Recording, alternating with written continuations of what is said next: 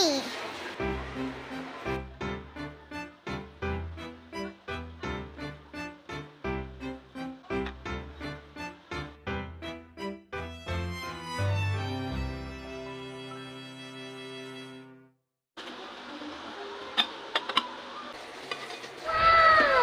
So, ayun, mga ko, titikman na natin itong binuro ko ng 30 minutes na santol.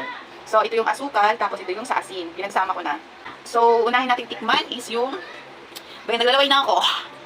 So, unahin natin tikman is yung may asin. So, ito guys. Ngayon. Masarap siya. Kasi maasin talaga yung balat. Lami. So, tatanggalin natin yung may buto.